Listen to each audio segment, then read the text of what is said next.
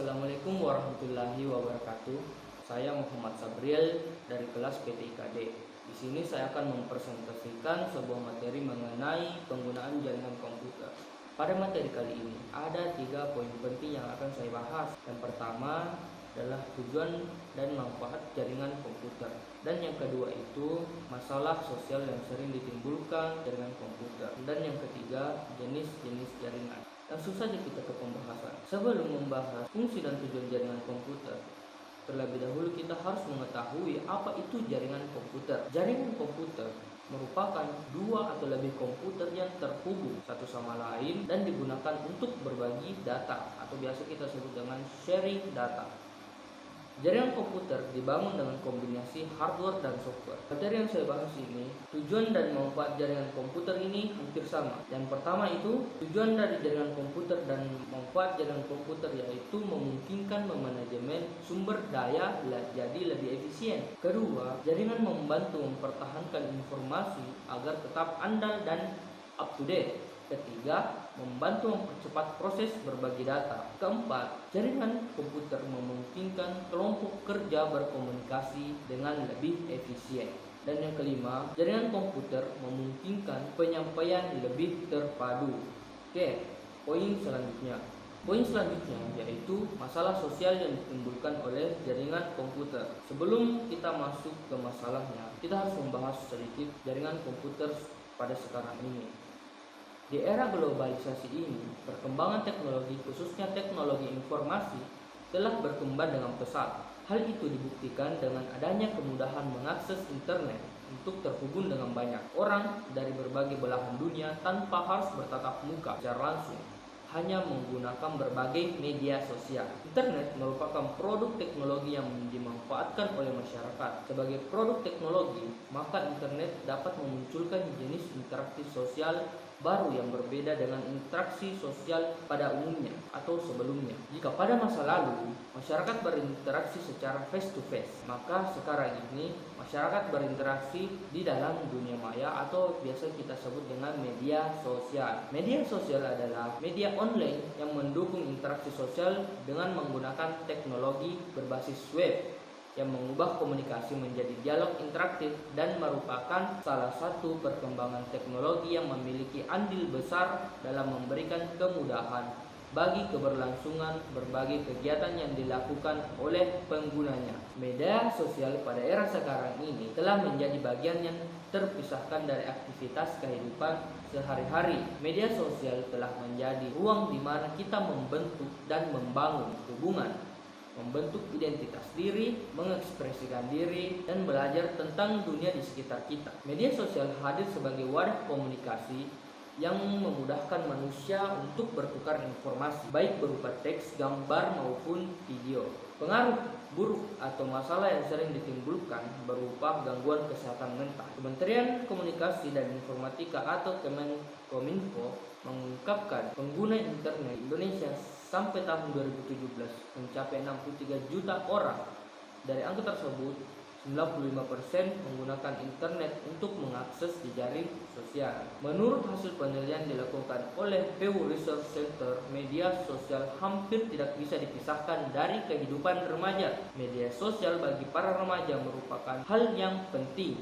Tidak hanya sebagai tempat memperoleh informasi, media sosial juga digunakan untuk sebagai gaya hidup. Di suatu sisi, keberadaan media sosial merupakan salah satu wadah yang membantu menemukan identitas diri, mengembangkan keterampilan berkomunikasi, berteman, mengajar bidang minat dan berbagai pemikiran dan ide. Namun, di sisi lain, media sosial memiliki dampak negatif pada remaja, termasuk risiko penyakit mental. Banyak remaja yang terlalu dalam media sosial sehingga menjauhkan yang dekat dan mendekatkan yang jauh. Padahal tujuan awal keberadaan media sosial adalah untuk membuat manusia bersosial. Kini media sosial telah bermetamorfosis menjadi media asosial.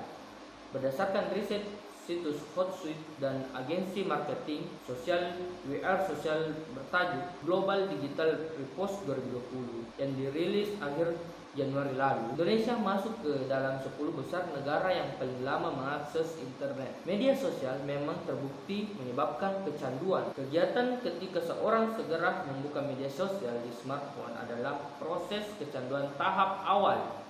Tahap selanjutnya ketika seorang merasa cemas menunggu balasan pesan atau harapan ada pesan atau status yang kita buat di media sosial, sehingga jika mendengar nada dering pesan akan selalu kita melihat media sosial tersebut. Persoalan nyata yang berkaitan dengan masalah kesehatan mental yang sering muncul dari media sosial antara lain: pertama, tidak percaya diri. Saat menghabiskan banyak waktu di media sosial, seorang biasanya akan memperhatikan beragam unggahan foto hingga kabar terbaru dari teman-teman mereka yang ikuti. Mereka mengunggah foto-foto yang indah tentang kehidupan pribadi orang lain. Sosial media terkadang akan memunculkan rasa tidak percaya diri dan menganggap jika diri sendiri tidak lebih baik dari orang lain.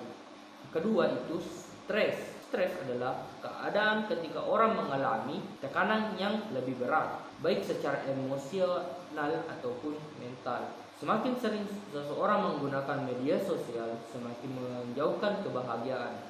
Hal ini terjadi karena media sosial dapat memberikan seorang efek tidak puas dalam kehidupan nyata yang sedang dijalaninya. Karena semakin kesini, media sosial semakin menjadi ajang untuk pamer.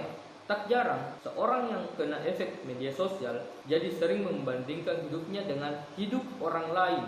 Dan yang ketiga itu cemas. Kecemasan yang disebabkan oleh media sosial ditandai dengan perasaan gelisah, khawatir, susah tidur, dan berkonsentrasi karena selalu terbayang-bayang dengan apa yang telah dilihatnya. Keempat itu iri hati. Terlalu sering melihat kebahagiaan orang lain dapat menimbulkan rasa rendah diri sekaligus iri hati. Hal ini tentunya tidak baik bagi perkembangan remaja. Menggunakan media sosial haruslah diimbangi dengan kebijaksanaan dan kecerdasan. Harus bisa memilah apa yang saja sekiranya kita butuhkan di media sosial, sehingga saat melihat media sosial justru kita akan merasa terinspirasi dan bahagia. Tak ada gunanya memiliki media sosial jika pada akhirnya kita hanya merasakan depresi, kecemasan, hingga rasa iri hati dan obsesi berlebihan karena akan buruk bagi kesehatan kita.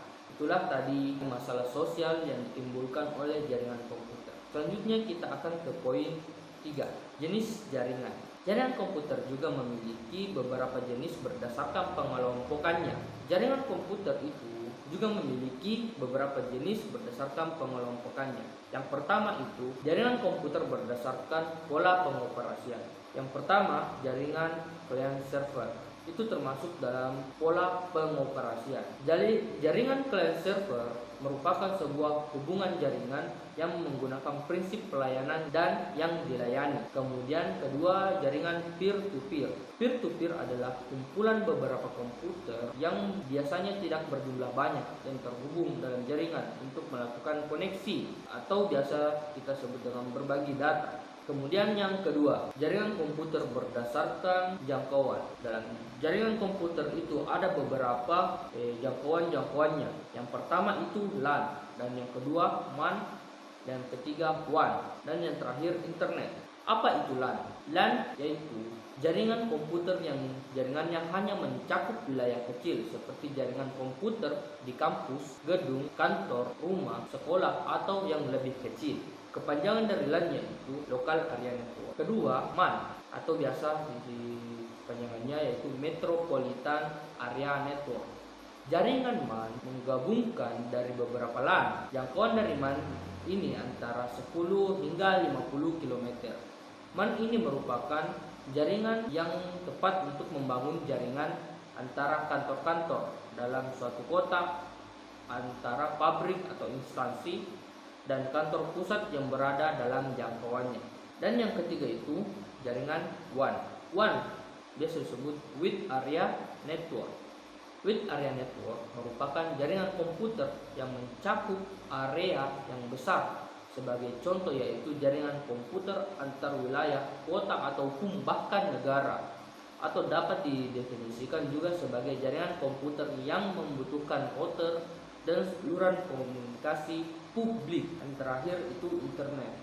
Internet merupakan jaringan komputer yang global atau mendunia, karena internet merupakan jaringan-jaringan komputer yang terhubung secara mendunia, sehingga komunikasi dan transfer data atau file menjadi lebih mudah. Ketiga, jaringan komputer berdasarkan media transmisi. Jaringan komputer berdasarkan media transmisi terdapat dua.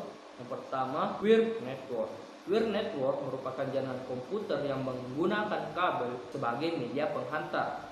Pada sebuah network, media transmisi memegang peranan yang sangat penting karena informasi atau data akan diangkut melalui media transmisi. Pada wired network ada beberapa pilihan kabel yang dapat digunakan, yaitu pertama kabel koaksial dan kabel twisted pair atau TP, dan kabel fiber optik. Kemudian yang kedua itu wireless atau biasa kita sebut dengan tanpa kabel. Wireless merupakan jenis jaringan komputer yang menggunakan media transmisi data tanpa menggunakan kabel. Media yang digunakan seperti gelombang radio, inframerah, bluetooth, dan microwave. Wireless bisa difungsikan dalam jaringan LAN, MAN, dan WAN. Wireless ditujukan untuk kebutuhan mobilitas yang tinggi. Jaringan komputer memiliki suatu bentuk yang disebut dengan topologi jaringan. Secara singkat, topologi jaringan adalah desain jaringan komputer yang menentukan bagaimana paket data dan juga informasi ditransmisikan antara komputer di dalam jaringan tersebut. Pembuatan jaringan lokal atau LAN, maka ada beberapa topologi yang bisa diimplementasikan, yaitu 1. Topologi ring. Kedua, topologi bus. Ketiga, topologi star. Dan yang keempat, topologi tree. Dan yang kelima, topologi mesh. Itulah materi yang bisa saya sampaikan. Sekian, terima kasih. Assalamualaikum warahmatullahi wabarakatuh.